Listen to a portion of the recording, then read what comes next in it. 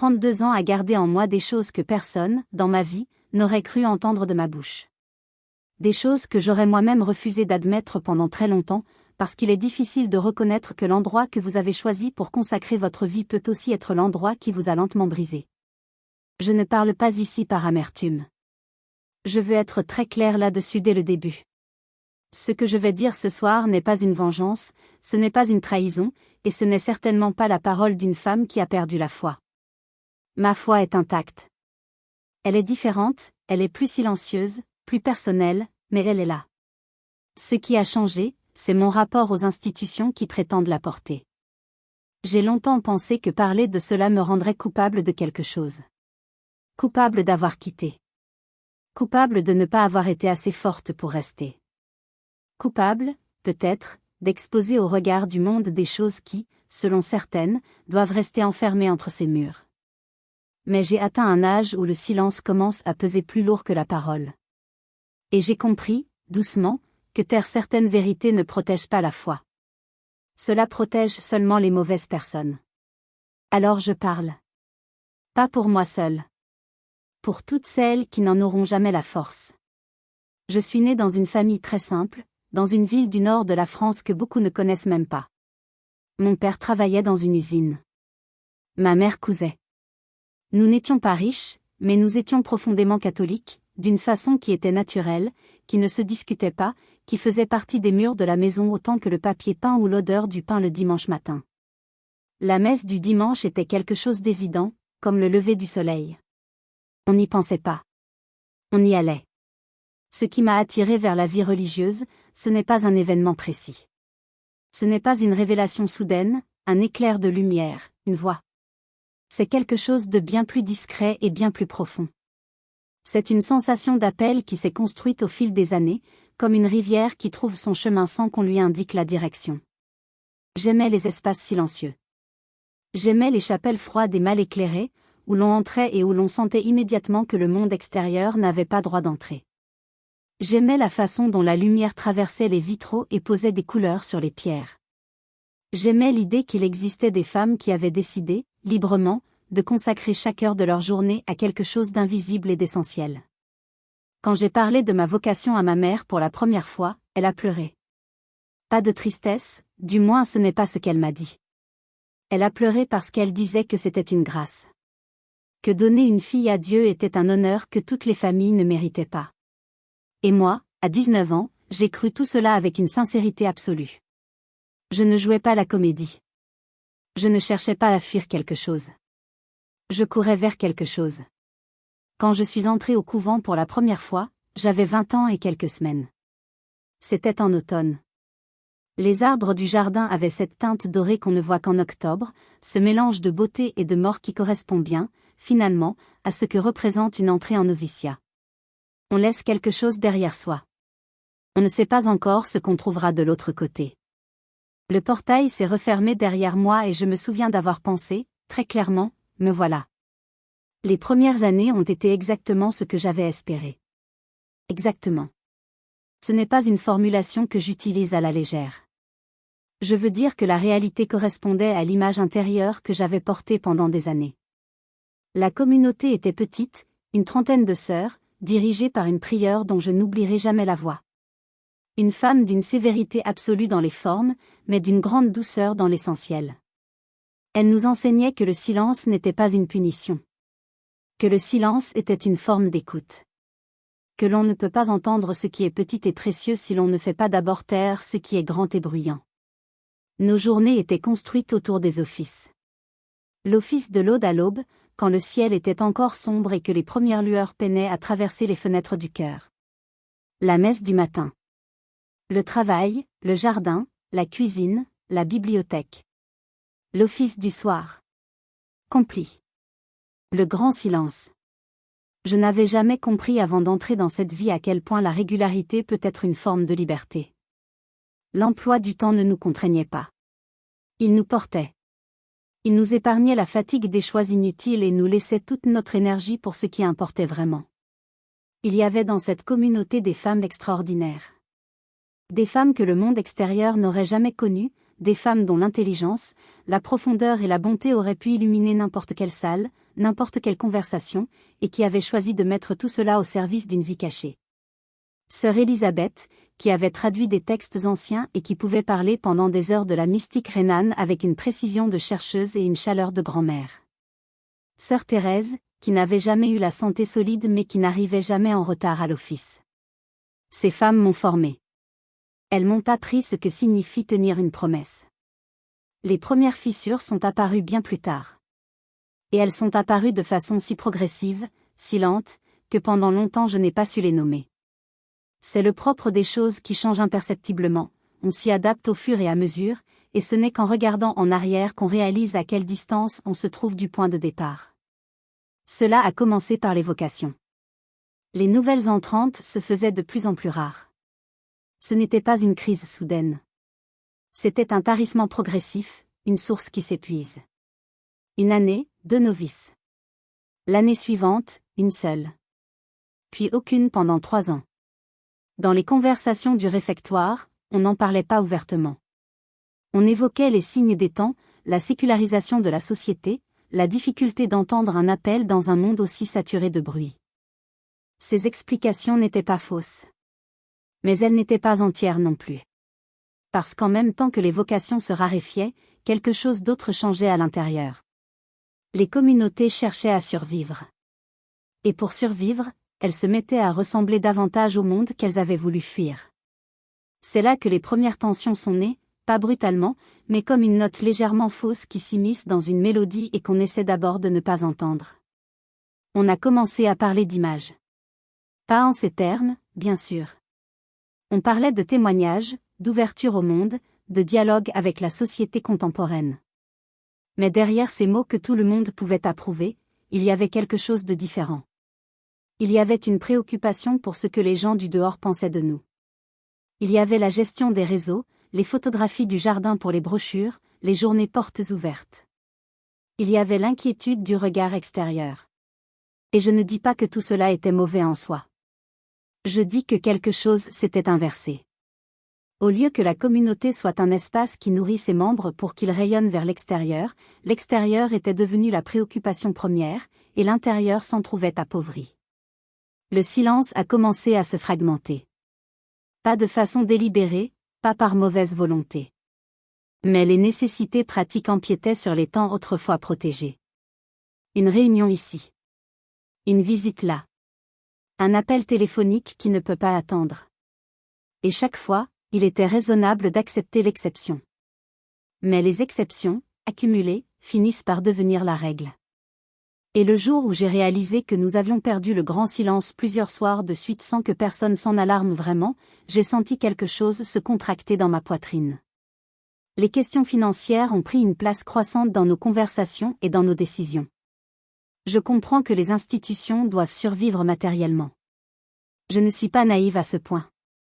Mais il y avait quelque chose de difficile à voir dans la façon dont certaines discussions autrefois centrées sur la vie spirituelle se déplaçaient vers la gestion des biens, les subventions possibles, l'avenir du patrimoine immobilier. On ne parlait plus de foi. On parlait d'images, de financement, de stratégie. Et les sœurs les plus âgées, celles qui avaient connu autre chose, se taisaient. Pas parce qu'elles approuvaient. Parce qu'elles ne savaient pas comment résister à quelque chose qu'elles n'arrivaient pas à nommer clairement. C'est dans ce contexte qu'est survenu ce que j'appelle l'événement. Je ne vais pas donner des noms. Ce n'est pas le propos et ce n'est pas ma façon de faire. Mais je vais dire ce qui s'est passé, parce que c'est cela qui a tout changé pour moi, et parce que je sais que je ne suis pas la seule à avoir vécu quelque chose de ce genre. Il y avait dans la communauté, à cette époque, une jeune sœur, arrivée avec une ferveur sincère, une générosité naturelle. Elle était ce que nous appelons une belle âme, dans toute la simplicité et la vulnérabilité que cette expression contient. Elle venait d'une famille difficile, elle cherchait dans la communauté ce qu'elle n'avait pas trouvé ailleurs, une stabilité, une appartenance, un sens. Elle était également, et je pèse mes mots, particulièrement sensible au jugement porté sur elle. Ce que j'ai observé pendant plusieurs mois, et que j'ai trop longtemps refusé de nommer pour ce que c'était, c'est un processus de contrôle progressif qui passait par la spiritualité. Des remarques sur sa façon de prier. Des remises en question de la sincérité de sa vocation, formulées comme des préoccupations, comme du discernement. Des demandes de transparence totale sur ses pensées, ses sentiments, ses doutes. Présentées comme normales, comme nécessaires, comme des signes de confiance. Et elle, qui n'avait aucune raison de penser que ce cadre était anormal, qui n'avait pas les outils pour mesurer où finit la direction spirituelle et où commence la manipulation, elle s'y soumettait entièrement. J'ai mis du temps à comprendre ce que je voyais. Parce que les mots utilisés étaient des mots saints. Parce que les gestes s'inscrivaient dans des pratiques reconnues. Parce que l'autorité qui s'exprimait avait toutes les apparences de la légitimité. Et parce que, quelque part au fond de moi, j'avais encore peur de penser du mal d'une institution que j'avais choisie. Mais il y a eu un soir. Un soir dont je ne parlerai pas dans les détails parce que certaines choses méritent d'être protégées même dans un témoignage. Un soir où j'ai vu cette sœur dans un état que je ne peux décrire autrement que comme une dissolution. Elle n'était plus elle-même. Elle n'était plus rien de reconnaissable. Et personne autour d'elle ne semblait prêt à dire que quelque chose n'allait pas. Le silence institutionnel n'était pas un silence de paix. C'était un silence de protection. La mauvaise sorte. Ce soir-là, j'ai compris quelque chose que je n'aurais jamais voulu comprendre. Que le silence peut protéger la paix, oui. Mais qu'il peut aussi protéger ce qui détruit des vies. Et que ce n'est pas la même chose. Et qu'on ne peut pas, sous prétexte de préserver une communauté ou une institution, laisser une femme se perdre en faisant semblant de ne pas voir. J'ai parlé. À l'époque, pas à l'extérieur. À l'intérieur. J'ai demandé des comptes. J'ai posé des questions qui n'auraient pas dû être des questions auxquelles les réponses auraient dû être évidentes. Et j'ai rencontré exactement ce que je craignais de rencontrer, non pas de la mauvaise volonté ouverte, mais quelque chose de plus difficile encore. L'incapacité à voir. Le refus de voir. La protection du groupe contre la vérité du groupe. On m'a expliqué que j'avais mal compris. Que j'étais trop sensible. Que ce qui me semblait préoccupant était en réalité une grâce particulière pour cette sœur. On m'a laissé entendre, sans le dire explicitement, que mes questions étaient elles-mêmes un signe de quelque chose qui manquait dans ma propre vie spirituelle. C'est une mécanique que je connais maintenant, que j'ai appris à reconnaître et à nommer. Mais à l'époque, dans cet espace où tout passait par le filtre de la spiritualité, dans cet espace où j'avais moi-même appris à me méfier de mes propres jugements, j'ai vacillé. Les nuits qui ont suivi ont été les plus longues de ma vie. Et j'en ai connu, des nuits longues. La vie au couvent n'en manque pas. Mais il y a une différence entre les nuits où l'on veille dans la prière et celles où l'on veille parce qu'on ne sait plus où on est. Je me levais pour l'office de matine avec la sensation d'être divisé en deux. Il y avait la partie de moi qui continuait à prier, qui continuait à croire, qui continuait à trouver dans les mots des psaumes une vérité plus grande que tous mes tourments personnels. Et il y avait l'autre partie, celle qui regardait les murs et se demandait comment j'avais pu ne pas voir, comment j'avais pu laisser faire, et ce que cela disait de moi. La culpabilité a une façon particulière de travailler dans les milieux religieux. Elle prend les formes les plus honorables. Elle ressemble à l'humilité, à la repentance, à la conscience des propres faiblesses. Elle peut passer pendant très longtemps pour une vertu. Et moi qui avais appris à me méfier de ma propre arrogance, qui avais appris que le jugement peut être une façon de se protéger, je me retrouvais à appliquer ces enseignements comme des verrous sur mes propres certitudes. Peut-être que j'avais tort. Peut-être que je projetais. Peut-être que ce que je prenais pour de la lucidité n'était qu'une forme d'orgueil spirituel. J'ai prié pour que Dieu me montre clairement ce que je devais faire. Et je pense, avec tout le recul que les années me donnent aujourd'hui, que la réponse est venue. Mais qu'elle n'était pas celle que j'attendais. J'attendais une confirmation de ma place dans cette communauté. Ce que j'ai reçu était quelque chose de plus difficile, la clarté que je ne pouvais pas rester dans un lieu sans parler, et que si parler était impossible, partir était nécessaire. La décision de quitter n'a pas été soudaine. Elle a été le résultat d'une longue conversation intérieure, honnête jusqu'à la douleur. Je n'avais pas rompu mes vœux. Mes vœux étaient encore ce qu'ils avaient été le jour où je les avais prononcés. Mais j'avais compris que les vœux ne me liaient pas à une institution au détriment de ma conscience. Ils me liaient à une vocation. Et ma vocation, dans ce moment précis de ma vie, me demandait de partir. La sortie d'un couvent n'est pas un événement. C'est un processus. Il y a les démarches canoniques, les entretiens, les formulaires. Il y a les conversations avec la prieure, avec l'aumônier, avec des personnes extérieures. Il y a des délais, des réflexions imposées, des attentes. Et pendant tout ce temps, on continue à vivre dans le lieu qu'on a décidé de quitter, ce qui crée une situation d'une étrangeté difficile à décrire. On est encore là et déjà ailleurs. On continue les offices mais avec une conscience différente. On prie avec les mêmes mots mais ils résonnent autrement. Le jour où je suis sortie définitivement, il n'y avait pas de cérémonie. C'est une sortie très discrète, presque administrative. J'ai emporté quelques affaires dans un sac. Les sœurs présentes m'ont embrassée, certaines avec une grande douceur, d'autres avec une retenue qui disait beaucoup de choses qu'elles ne pouvaient pas prononcer. Et j'ai franchi le portail en sens inverse. Dans ce sens que je n'avais franchi qu'une fois, le jour de mon entrée. La vie dehors, après tant d'années, est quelque chose pour lequel rien ne vous prépare vraiment. Ce n'est pas seulement une question pratique, même si les questions pratiques sont réelles. C'est une question d'identité. Pendant des décennies, tout dans ma façon d'être, de me lever, de manger, de me vêtir, de parler, était structuré par la vie communautaire. Et soudain, il n'y avait plus de cloche. Il n'y avait plus d'office. Il n'y avait plus personne pour frapper à la porte quand il était temps de se lever. Quitter le couvent n'a pas détruit ma foi. Mais cela a détruit la femme que j'étais. Ou plutôt, cela a rendu nécessaire de reconstruire une femme nouvelle à partir des ruines de celle qui s'était construite là-bas. Et c'est un travail qui ne finit pas. Je ne dis pas cela pour me plaindre. Je le dis parce que c'est la vérité, et parce que les femmes qui sortent de ce type de vie méritent qu'on reconnaisse la réalité de ce qu'elles traversent, au lieu de les laisser penser qu'il s'agit d'un simple changement d'adresse. Pourquoi est-ce que je parle maintenant? Pourquoi est-ce que je romps ce silence aujourd'hui, après toutes ces années? Il y a plusieurs réponses honnêtes à cette question. La première, c'est que j'ai atteint un moment de ma vie où les choses que j'ai tues commencent à me coûter plus cher que les choses que j'aurais dites. La deuxième, c'est que le monde des couvents continue de changer, et pas toujours dans le sens que j'espérerais. Les communautés qui résistent à la disparition ne sont pas toutes celles qui ont su garder l'essentiel. Certaines ont survécu en se durcissant, en se fermant, en concentrant l'autorité, en rendant le départ plus difficile et le questionnement plus dangereux. Ce n'est pas une évolution vers plus de santé. C'est une réponse à la peur qui peut générer de nouvelles souffrances. La troisième raison, et c'est la plus importante, c'est que je pense aux femmes qui sont en ce moment dans des situations semblables à celles que j'ai décrites. Des femmes sincères, des femmes qui ont choisi cette vie par amour, des femmes qui se trouvent dans des situations confuses où les mots servent de couverture à des dynamiques qui ne le sont pas, et qui n'ont pas les outils pour le voir parce qu'elles ont appris à se méfier de leur propre discernement. À ces femmes, je veux dire ceci, votre conscience n'est pas une ennemie de votre foi. La capacité à nommer ce qui est mal, même à l'intérieur d'un lieu saint, même dans une communauté que vous aimez, n'est pas un manque de vertu.